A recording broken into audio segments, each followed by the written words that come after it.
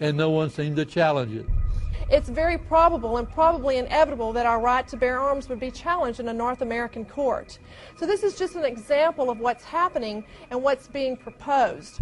We want to keep our trial by jury system. We want to keep our right to keep and bear arms. We want a system where we have a Supreme Court and not have a tribunal that will be superior to the Supreme Court. In 2005, Cintra, a Spanish-owned company, signed a secret agreement with the Texas Department of Transportation to erect toll roads on existing roads and to toll new roads that were completely paid for by tax dollars. There are people, believe it or not, in Texas who don't know what the Trans-Texas Corridor is. TTC 69, which they'll have the environmental hearing starting this spring on, runs through my part of the state. And there are people over there who have no idea what's fixing to come in their backyard. TxDOT, an unelected state agency, claimed that the agreement with the foreign company was even secret from the Texas legislature. When the truth came out, newspapers across the state called for heads to roll politically. Cintra's response was to have its Australian subsidiary make its first U.S. newspaper buy. Every newspaper they bought was along branches of the Trans-Texas Corridor and had been critical of the toll road plan.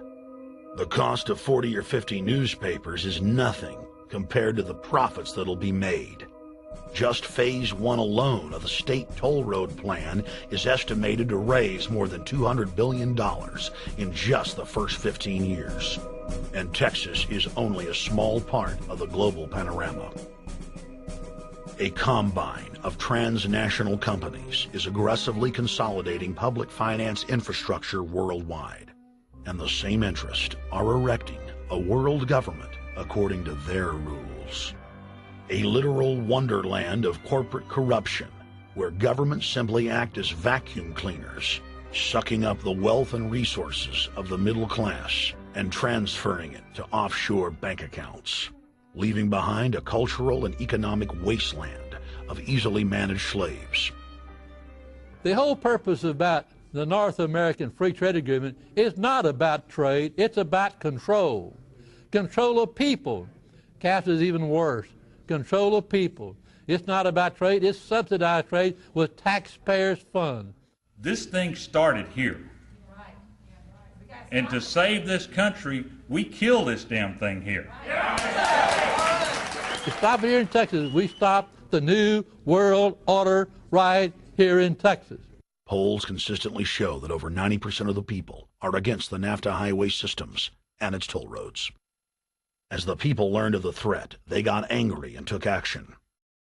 Our ranch is part of the original Spanish land grant, and I would love to not have to give it back to Spain.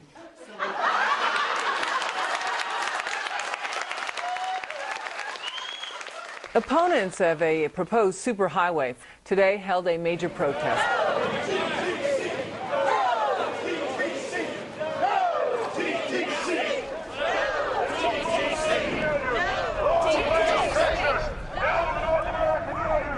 A majority of Texas counties have voted to resist the plan for a North American Union and have vowed to block the construction of its infrastructure.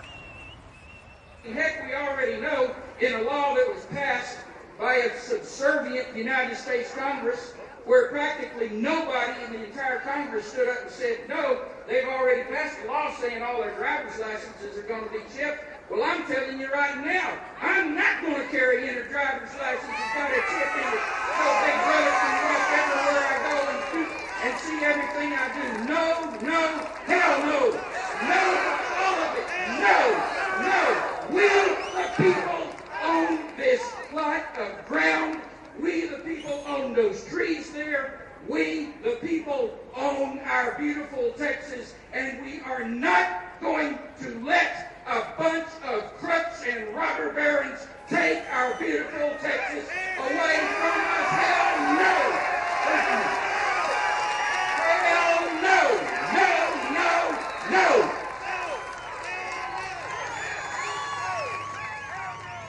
RFID tracker chips embedded in state inspection stickers and toll tags are already being used to track the population. The new system is also meant to control growth and steer development through so-called smart growth. smart growth, which is nothing more than an effort to bring control into the cities. You have the rewilding of America and the Wildlands Project, the Convention on Biological Diversity, which is to control our rural population. Toll roads on interstate highways nationwide are walling off exit ramps to small towns and rural communities, and are creating ghost towns by design. This trend is accelerating under the NAFTA highway system and is meant to rewild more than half the country. All of these things are designed to bring more and more control to bureaucracies rather than to the independent individual, the sovereign individual of this nation. What brought me into this whole discussion was the fact that while I was doing this multi-million-dollar research effort in the 1980s and early 1990s, I became aware of an agenda basically to lock up one half of the United States into wilderness corridors and reserves. What's called the Wildlands Project, but it was also a key cornerstone of the United Nations Convention on Biological Diversity. It was during that study in which I began to realize that this was not an effort to protect the environment, but an effort to control you and I. They were dividing the United States up into little compartments in which they would rip out roads, which they would rip out whole communities and put them back in the wilderness. The federal highway system was designed by Pentagon war planners in the 1950s to serve as a rapid deployment conduit to move ground forces for the defense of the United States during invasion.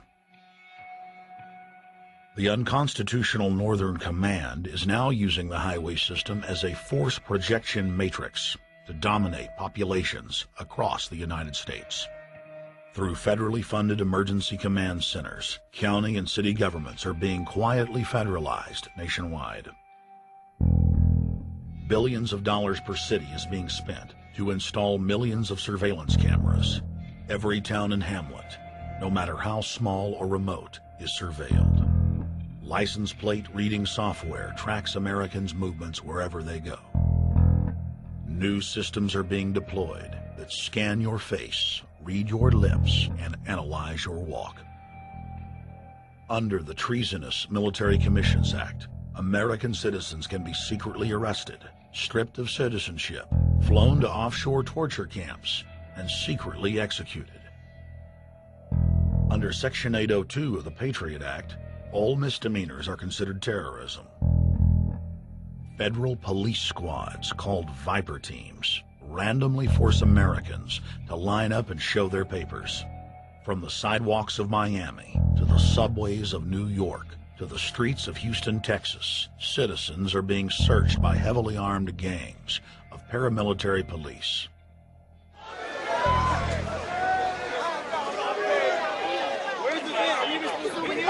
Come on, guys, come in. Yo, can you get that camera off of us, sir? Sir, can you get that camera? United States, First Amendment. All right, but you can get that camera. I'm saying get the camera out of my face. That's what I'm saying. You're on the streets of New York. So what does that mean? I'm saying get that camera out of my face. That's what I'm saying. It's a free country. Fuck wrong with It's a free country. Get this damn camera out of my face. Hey, this isn't Nazi Germany. There's no camera in your face. God. Hey, move to Russia, okay? Yo, Sarge. We can have cameras on the streets. I said get it out of my face. Your guy starts cussing at us out of the blue. I said get it out of my face. That's what I'm saying. It was never in your face.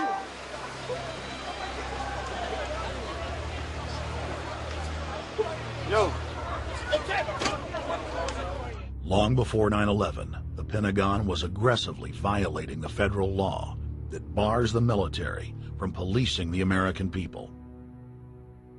Coast to coast, for more than 2 decades, teams of troops would just appear out of nowhere and randomly stop cars and search pedestrians.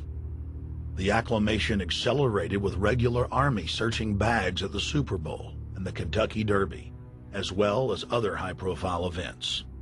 Then President Bush signed a Defense Authorization Act, which radically increased the funding for the already bloated shadow government.